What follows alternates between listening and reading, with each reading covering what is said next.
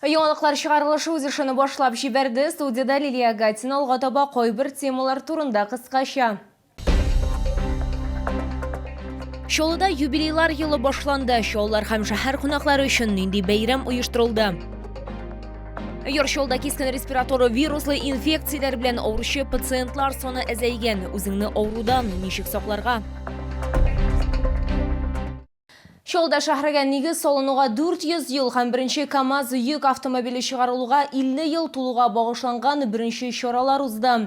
Шәһәр мэры Наил Мәгдиев, шулай ук Россия почтасы директоры урынбасары Светлана Гришина катнашында истәлекле почта маркасы тәкъдим ителде. Тулырак хәбәрчебез материалында.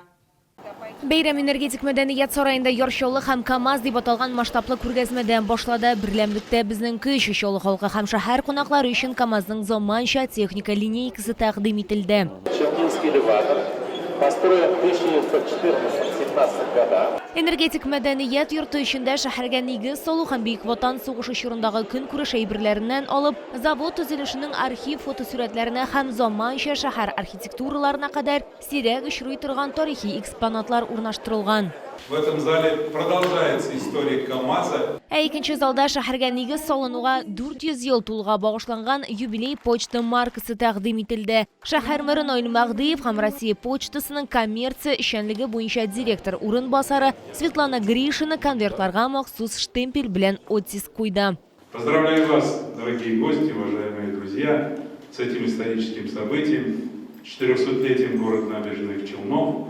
Желаю нашему славному трудовому городу процветания, а жителям счастья, мира, благополучия и всего самого доброго. Сама процедура гашения – это не просто некий процесс, да, это ритуал, который также символизирует значимость наследия, которое мы передаем будущим поколениям. Мондый штемпельләр Мәскәүдә һәм Шолуда гына бар, маркалар инде почта әйләнешенә кертелгән. Шәһәр мэры сүзләренчә, энергетик мәдәният йортында мондый акцияны үткәрү символик күренеш. Беренче төзүчеләр заманында шәһәрнең хәзерге тарихы шуннан башлана. Бәйрәм чарасы энергетик мәдәният йортының зур залында дәвам итте.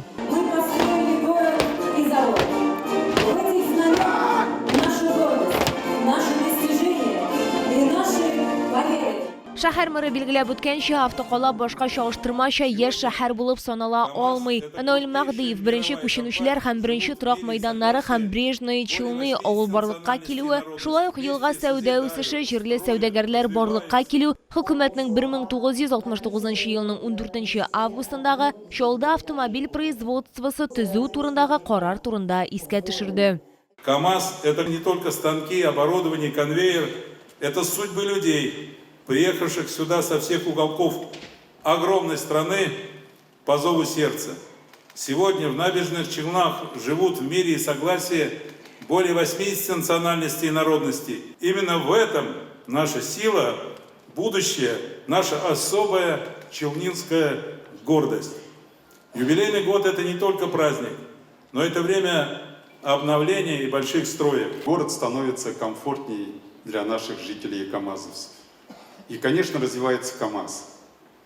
КАМАЗ осваивает новые автомобили К5, новые компоненты, современные кабины, современные двигатели, современные коробки передач. И в этот юбилейный год мы откроем новое производство мостов. Я хочу, чтобы мы в городе и на КАМАЗе сохраняли этот импульс развития и развивались вперед. И город становился интереснее для наших жителей. Аннары бәйрәм кунаклары өчен кызыклы һәм гадәти булмаган программа әзерләнгән иде. Булачак автошәһәр территориясын үстерү этаплары буенча виртуаль экскурсия, хореографик һәм театр номерлары белән бергә үткәрелде. Лилия Гатина, Сергей Вильданов, Яңалыклар. Йоршолда кискен респираторы вируслы инфекцияләрнең 1300-дән артык очрагы теркәлгән, шуларның 661 балалар. Грипп диагнозы 24 пациентка куелган. Роспотребнадзор белгечләре сүзләренә караганда, авыру 11%-ка кимегән. 3нче поликлиникада ОРВИ белән пациентлар саны шулай ук әзәйгән. Медицина учреждениесендә хезмәттәшемдә булды. Ул үзеңне авырудан ничек сакларга икәнен белеште.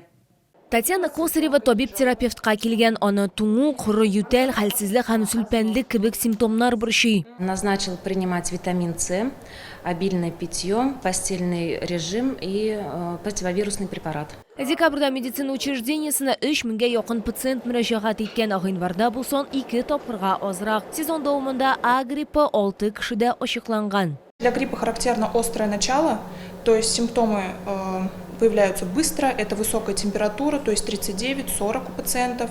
Далее это выраженная ломота в теле, это выраженная мышечная боль. А сезонное ОРВИ, оно характеризуется постепенным началом, то есть там характерна субфебрильная температура, где-то 37,2-37,5. Табиблар сүзләренчә, COVID-19 очраклары да теркәлгән, ләкин аз. Быелгы сезонда 3-нче поликлиникада 2 пациентка яңа коронавирус инфекциясы диагнозы куелган. Аның билгеләре башка кискен респиратор вируслы авыруларга охшаган. Шуңа күрә табиблар авыру билгеләре булганда табибка мөрәҗәгать итәргә киңәш итә. Ринат Шаймарданов та шулай эшләгән. Вакцинацию делаю каждый раз. Тут звонят, приглашают на вакцинацию, делаю вакцинацию, поэтому болею очень редко. Это, наверное, первый раз за последние 5 лет. COVID-19 антигеннарын һәм А, Б тибындагы грипп вирусын ачыклау өчен табиб-терапевт экспресс-тест куллана. Далее щеточка промакивается в реагенте, хорошо перемешиваем и капельку вот на такую пластину. Капельку капаем сюда. В течение 5 минут будет понятно, есть у пациента ковид или грипп. Табиблар үз-үзеңне дәвалау белән шөгыльләнмәскә киңәш итә, чөнки кискен респиратор вирус инфекциясы һәм грипп үзенең катлауланулары белән куркыныч. Мисал өчен үпкәләрнең зарарлану проценты зур булмаган пневмонияның авыр формасына китерергә мөмкин. ОРВИ грипп билгеләре булган пациентлар профилактика максатларында 3-нче поликлиникага айрым керү юлы аша керә. Бокста аларны табиб-терапевт карый, калганнарның барысында табиблар 3-нче катта кабул итә. Лилия Гатина, Лейсан Габдрашитова, Фәнис Иксанов, яңалыклар.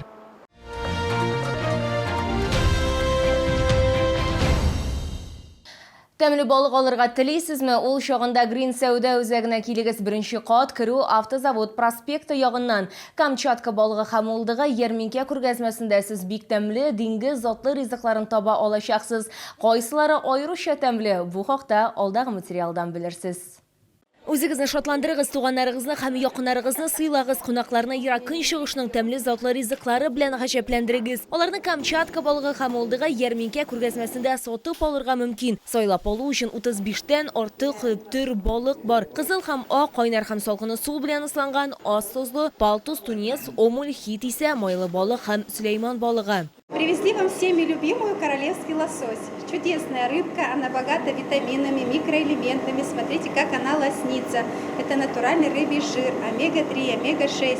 Тагын балык тәмле, авызда эреп тора һәм әлбәттә файдалы. Бу аны сәламәт туклану рационның мөһим өлеше итә. Бөртекле шома белән тозлы Сөләйман балыгы кызыл улдыгын сатып алыгыз. Камчатка балыгы һәм улдыгы ярминкә күргәзмәсендә чират юкка гына түгел. Иракын затлы ризыкларын бер тапкыр татып караган кешеләр аңардан баш тарта алмый, бирегә кабат-кабат киләләр. Как не любить вот эту рыбу красную?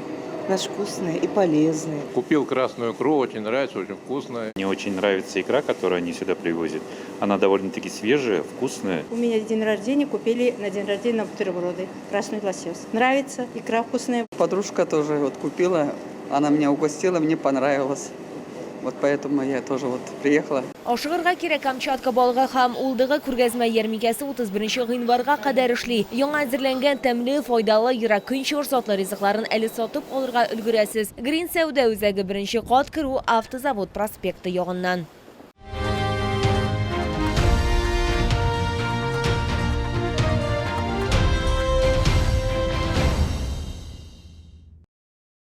Бу сезгә җиткерәсе соңгы мәгълүматыбыз иде. Мин Лилия Гатина, сезнең белән сау булашам. Исән-имин булыгыз.